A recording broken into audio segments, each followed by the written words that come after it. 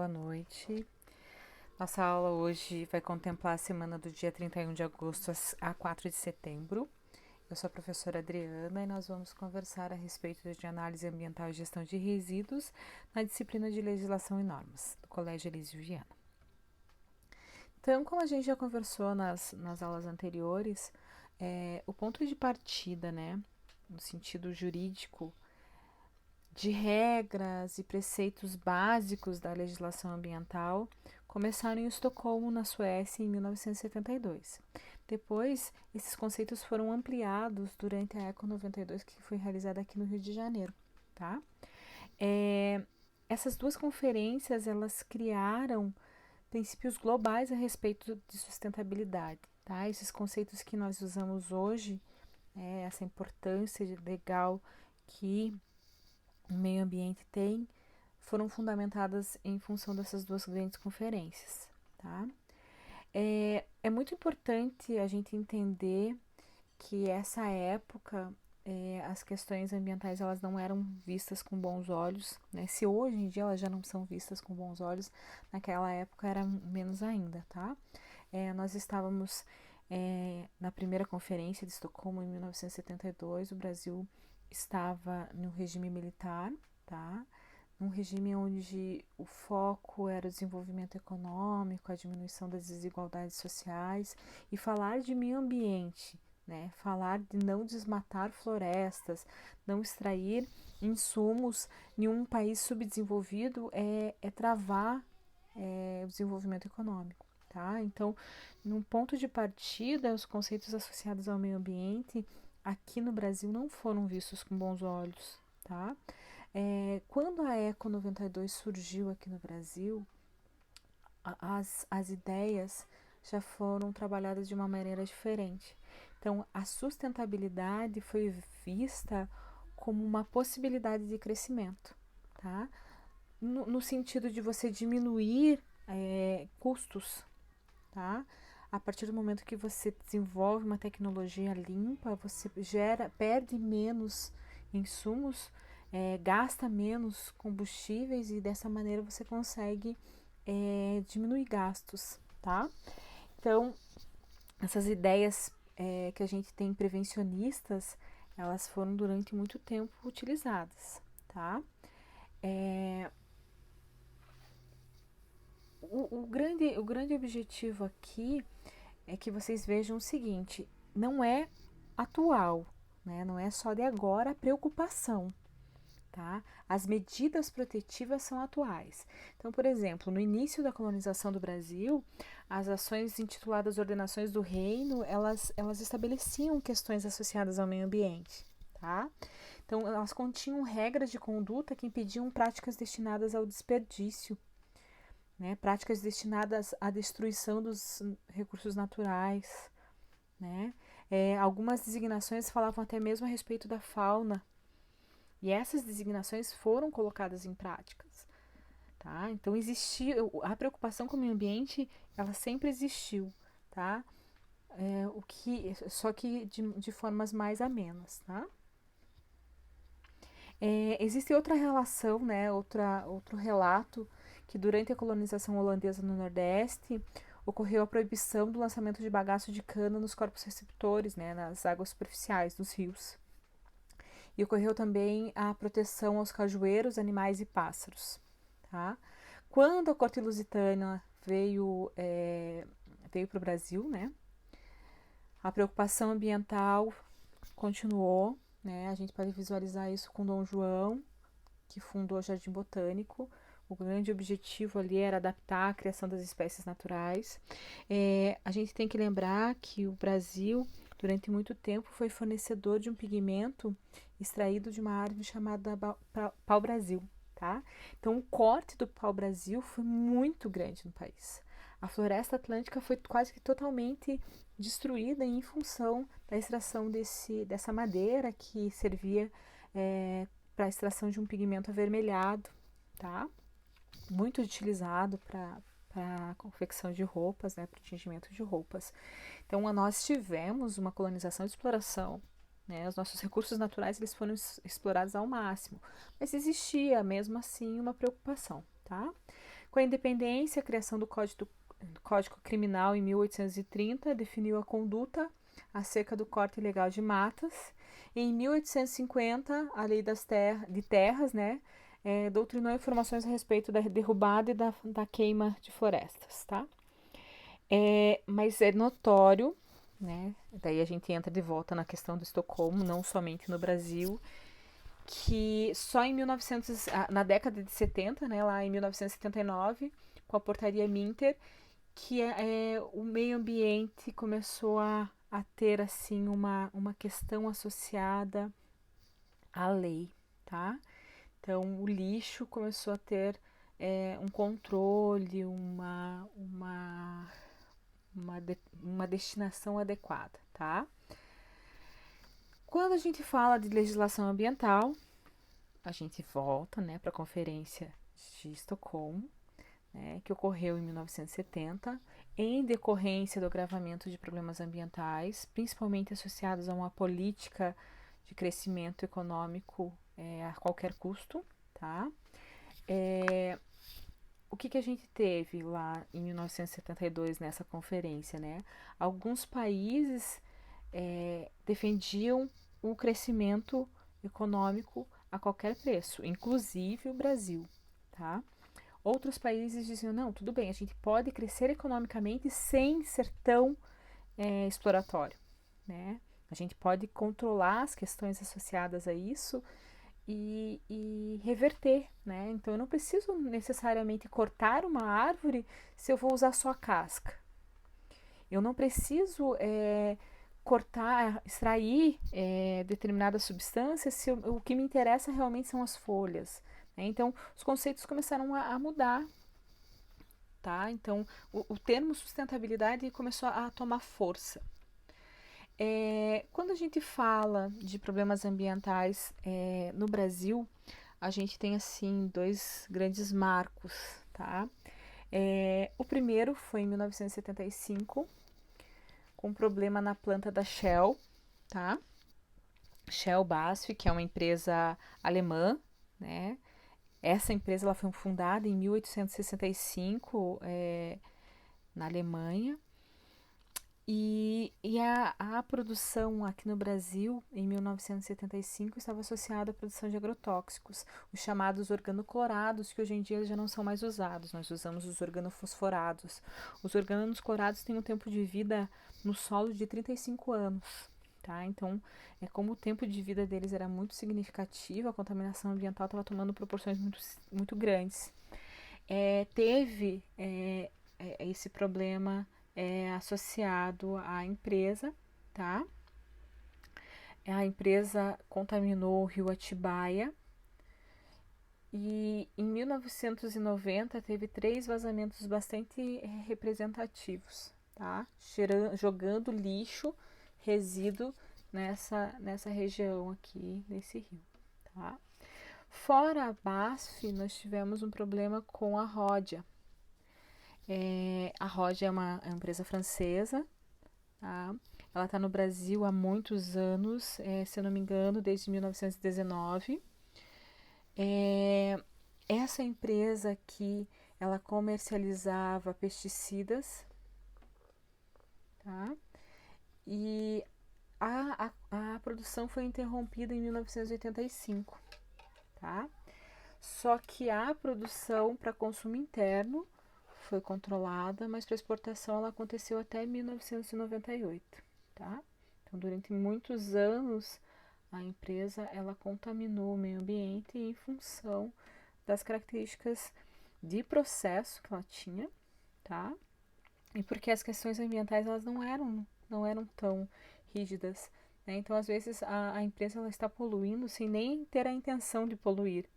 Ela não está percebendo que a partir do momento que ela está jogando resíduo no solo, no corpo receptor, no ar, ela está perdendo dinheiro, porque são os insumos que ela poderia utilizar que estão sendo jogados fora, tá? Então é muito interessante a gente perceber que uma empresa poluidora, ela está perdendo dinheiro, tá? Tudo dentro da empresa pode ser revertido. Nós, como químicos, temos que ter esse foco. tá? Por que eu vou jogar gás sulfídrico na atmosfera se eu posso reutilizar ele no processo? Por que eu vou jogar CO2 na atmosfera se eu fizer uma câmera de lavagem com carbonato de cálcio? Eu posso recuperar óxido de cálcio, eu posso gerar carbonato de cálcio, eu posso recuperar esse CO2. Tá? Então eu preciso que vocês pensem como químicos. Vocês vejam o resíduo não como alguma coisa que tem que ser descartado, que tem que ser jogado em algum lugar. Vocês vejam ele como algo lucrativo, algo que eu posso transformar, algo que eu posso reverter, tá? Nós tivemos problemas também da roda em Cubatão, tá? É muito importante entender que Cubatão foi durante muitos anos uma das regiões mais poluídas, uma das cidades mais poluídas do planeta, tá? Nós tínhamos ali uma poluição tão grande que as pessoas que moravam no entorno começaram a desenvolver problemas fisiológicos, tá? Crianças começaram a nascer com problemas graves de saúde em função da contaminação ambiental causada pelas empresas em Cubatão, tá? As políticas ambientais deram tão certo que Cubatão deixou de ser uma das cidades mais poluídas do planeta para se tornar meio que um exemplo a ser seguido, tá? A gente não precisa ir muito longe. Araucária aqui também durante muitos anos foi um mau exemplo, tá? Ela foi uma das cidades também mais poluídas do planeta. Então a gente não pode achar que Cubatão era a única, né? Nós tínhamos uma aqui do nosso lado. Cubatão ele foi o primeiro polo industrial brasileiro, tá? E foi nítido de 1981 até alguns anos atrás os efeitos devastadores da poluição, tá? Cubatão chegou a ser mencionado pela ONU como um dos lugares mais poluídos do planeta, tá?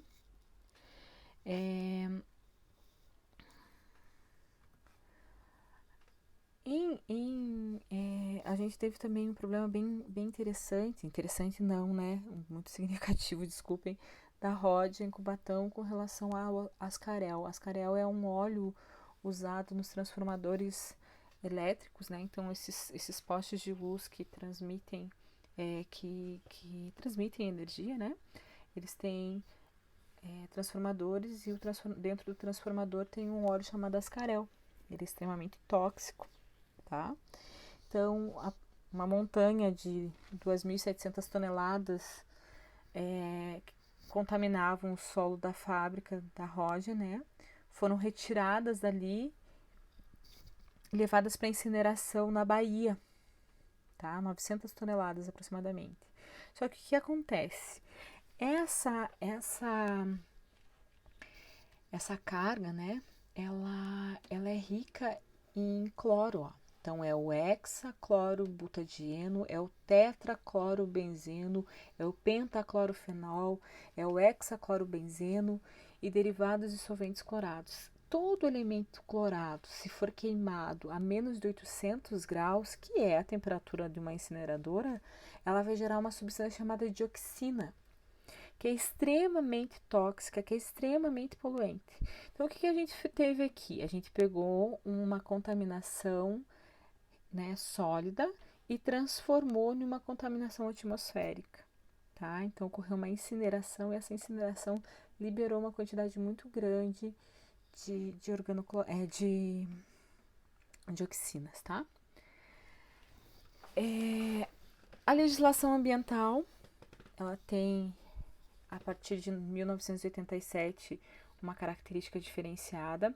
É importante a gente lembrar aqui que em 1985 o regime militar ele deixou de existir, né, aqui no Brasil.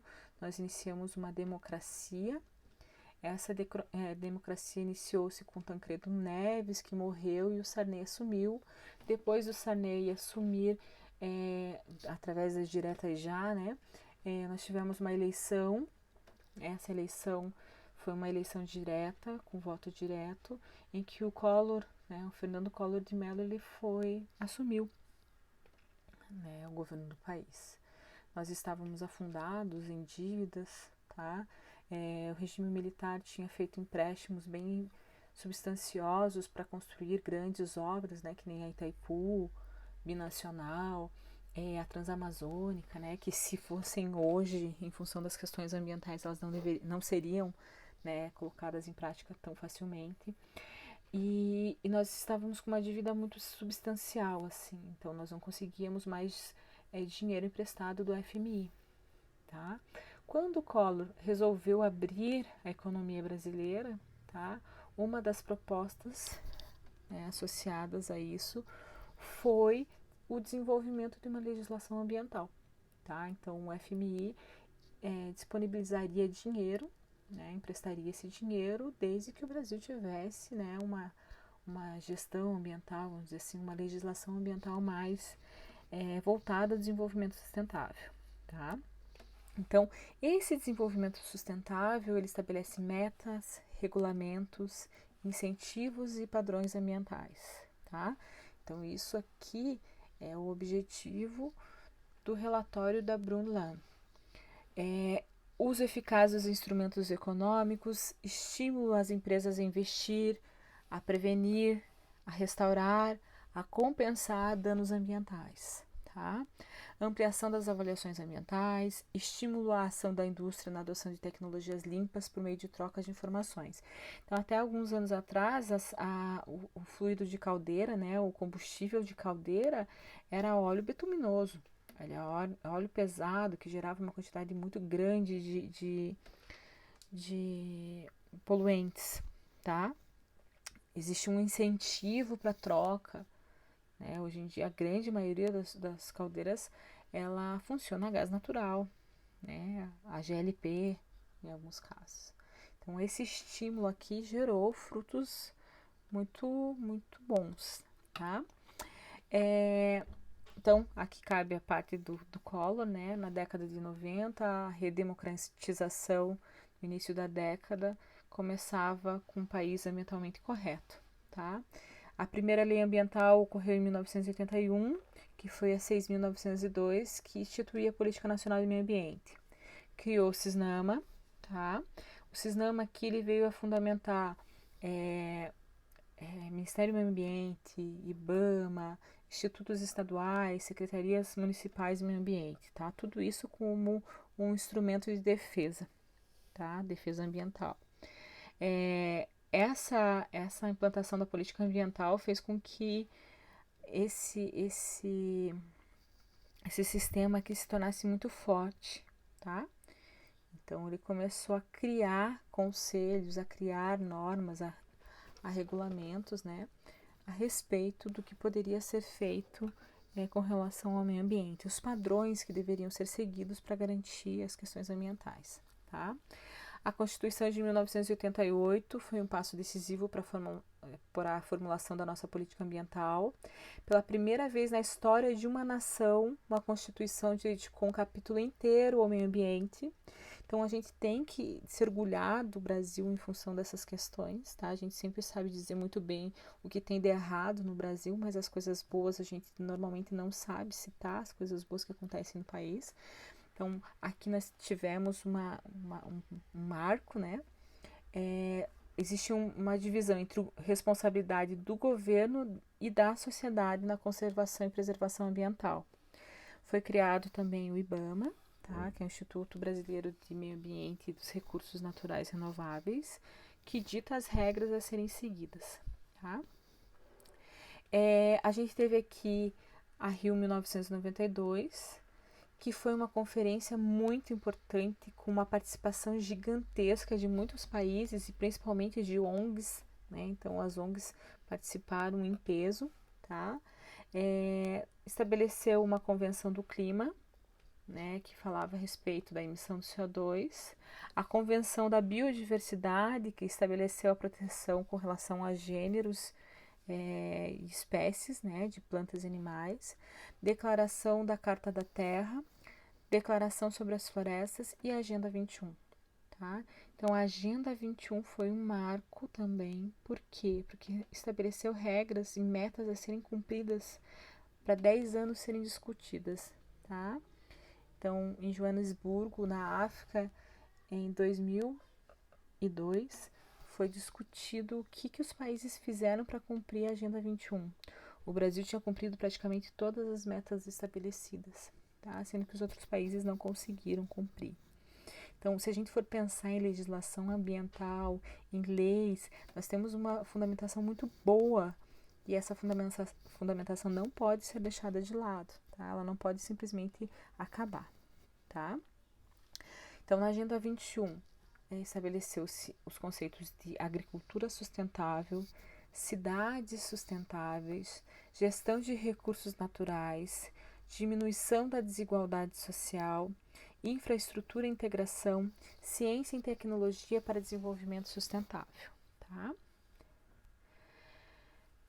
A Agenda 21 é um programa recomendado para governos, então é uma recomendação, não é obrigatório, tá? Para governos, agências de desenvolvimento, grupos setoriais independentes colocarem em prática para proteger o meio ambiente, tá? É uma proposta para desenvolvimento sustentável, certo? Por favor, façam os exercícios de fixação para a gente ter uma ideia do quão vocês entenderam o conteúdo.